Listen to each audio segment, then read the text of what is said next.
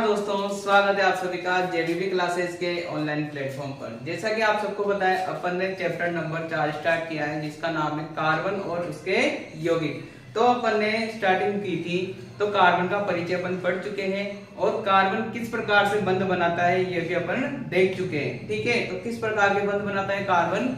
सहसंयोजक बंध बनाता है। अब जो ये कार्बन है अपनी प्रकृति में जो है विभिन्न रूपों में पाया जाता है। होता तो कार्बन ही है लेकिन यह विभिन्न रूपों में पाया जाता है, जिसे अपन कहते हैं कार्बन के अपर रूप। मतलब जो है, जो कार्बन है, ठीक है ना, कार्बन है ये प्रकृति में अपन को बहुत सारे रूपों में मिलता है। ठीक है, जिनमें से अपन मुख्य मुख्य अपर रूप पढ़ेंगे।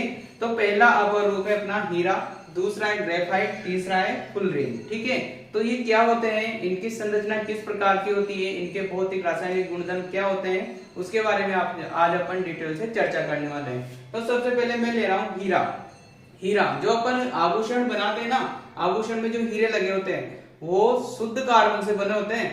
ठीक है ना, किससे बने होते हैं? जैसा कि अपन जैसे नाम लेते हैं कार्बन, तो अपने मस्तिष्क में ऐसा विचार आता है कि कार्बन मतलब कोयला, यानी कि काला कलर। तो ऐसा बिल्कुल भी नहीं है। ठीक है ना, क्योंकि हीरा क्या है, एकदम शुद्ध कार्बन से बना हुआ है। अब हीरो को आप लोग देख सकते हो, तो वही क्या है, एक तरह से कार्बन है। ठीक है, उसमें बहुत सारे कार्बन के परमाणु जुड़े होते हैं विभिन्न प्रकार से बंध बनाकर।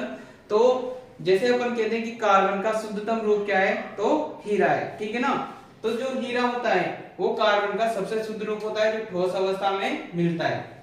किस अवस्था में मिलता है अपन को? ठोस अवस्था में। जो अपना हीरा होता है कार्बन से बना होता है। ठीक है, ये ऊष्मा और विद्युत का कुचालक होता है। अब ये कुचालक क्यों होता है, इसके पीछे क्या रीजन है? देखो, अपन ने विद्युत धारा पढ़ी है। विद्युत धारा कब प्रवाहित होती है? जब मुक्त इलेक्ट्रॉनों की क्या होती है, गति होती है। क्या होती है? गति। अब जो हीरे की संरचना होती है, इसमें एक कार्बन परमाणु 4 अन्य कार्बन परमाणु के साथ क्या बनाता है? बंध बनाता है।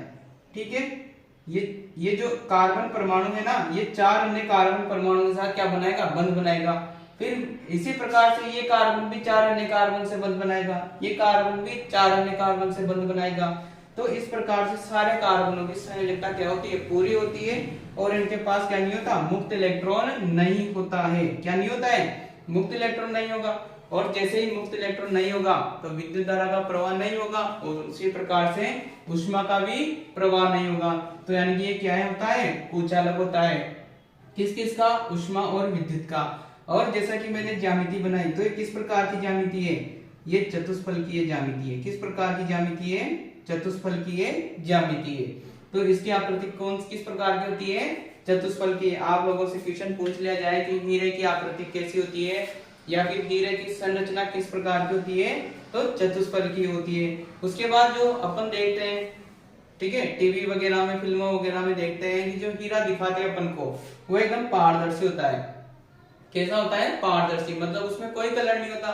तो वास्तव में हीरा ऐसा ही होता है, पारदर्शी होता है और इसमें कोई कलर नहीं होता। मतलब ये कैसा होता है? रंगहीन होता है।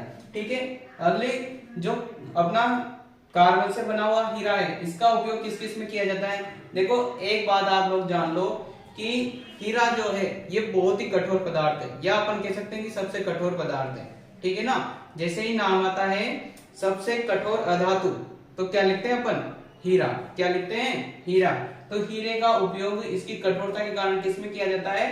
कांच के उद्योग में कांच को काटने में, पत्थर उद्योग में पत्थर को काटने में किसका उपयोग किया जाता है? हीरे का उपयोग किया जाता है। इसके अलावा सब जानते हैं कि हीरे से क्या बनाए जाते हैं? आभूषण भी बनाए जाते हैं। और हीरे की स्ट्रक्चर कैसे होती है कि इसमें प्रत्येक कार्बन अन्य 4 कार्बनों से जुड़ा होता है। इसकी संयोजकता इसमें पूरी होती है, इसलिए विद्युत धारा प्रवाहित नहीं होती।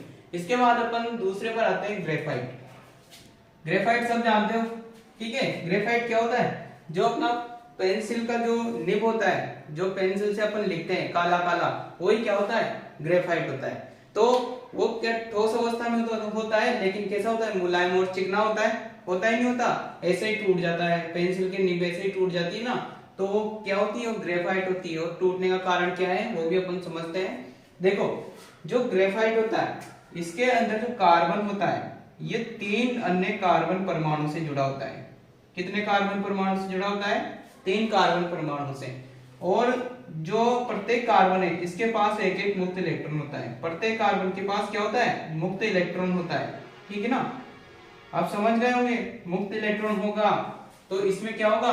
विद्युत धारा का प्रवाह होगा, यानी कि ये जो विद्युत धारा होती है, इसके अलावा ऊष्मा होती है, उसका क्या होगा? सुचालक होगा। क्या होता है? ये सुचालक होता है। रीजन पता लग गया क्यों होता है? क्योंकि इसमें मुक्त इलेक्ट्रॉन पाया जाता है। और देखो इसकी जो स्ट्रक्चर होती है वो बहुत ही सुंदर सी होती है। जो इसकी स्ट्रक्चर रहेगी वो रहेगी षटकोणीय। कैसी रहेगी? षटकोणीय, मतलब इस टाइप से रहती है। ये कार्बन जुड़े हुए हैं, ये कार्बन और इधर भी ये कार्बन, तो इस प्रकार से इसकी क्या रहेगी? षटकोणीय स्ट्रक्चर रहेगी। लेकिन षटकोणीय तो रहेगी, ये तो एक परत है, फिर ऐसे ही षटकोणीय परत के नीचे एक और परत, फिर उसके नीचे और एक और परत, उसके नीचे एक और परत, तो ऐसे परतदार होती है। जैसे ये षटकोणीय परत है, ठीक है, फिर इसके नीचे षटकोणीय परत, षटकोणीय परत, षटकोणीय परत, तो इस प्रकार से क्या होता है? ग्रेफाइट का निर्माण होता है। किसका निर्माण होता है? ग्रेफाइट का। तो अपन लिख सकते हैं कि जो इसकी ज्यामिति होती है वो षटकोणीय भी होगी, साथ में कैसी होगी? परताकार होती है। तभी तो लिखने में कैसे काम आता है? जैसे ये पूरा ग्रेफाइट है मान लो, जब इससे अपन कॉपी में लिखेंगे तो घर्षण के कारण ये परतें छूटती जाएगी और कॉपी में उसके पेज के चिपकती जाएगी और अपन को ऐसा लगेगा कि जैसे लिख रहे हैं। तो वो किस कारण से लिखावट होती है इसकी? इन परतों के एक दूसरे पर फिसलने के कारण ये परतें पेज के ऊपर चिपकती रहती है। ठीक है, तो ऐसा लगता है जैसे लिख रहे हैं, इसलिए वो छप जाता है काला काला।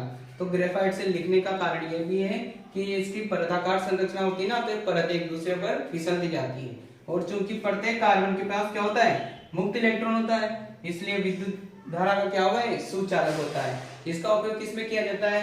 पेंसिल बनाने में किया जाता है, स्नेहन के रूप में किया जाता है। स्नेह क्या होता है? लुब्रिकेंट। तो लुब्रिकेंट में भी इसका उपयोग किया जाता है। अब बात करते हैं तीसरा, वेरी इंपॉर्टेंट, फुल रिंग। देखो कार्बन का एक रूप ऐसा मिला जिसकी जिसकी जो संरचना होती है वो सबसे पहले बनाई थी एक आर्किटेक्चर हुए बंकमिंस्टर फुलर ने। इन्होंने जो एक यौगिक मिला जिसमें कार्बन परमाणु की संख्या थी 60। कितनी थी? 60। अब साइंटिस्ट सारे सोच रहे थे कि इसकी संरचना वास्तव में बनाए तो बनाए कैसे, ठीक है, क्योंकि संरचना का कोई आइडिया नहीं था। तो फिर एक आर्किटेक्चर थे बंकमिंस्टर फुलरिन, जो मकान वगैरह के डिजाइन नक्शे तैयार करते थे। तो इन्होंने जैसे मकान के ऊपर एक गुंबद लगाते हैं, अपन गुंबद लगाते हैं गोल गोल, जिसे बोलते हैं जियोडेसिक गुंबद। क्या बोलते हैं?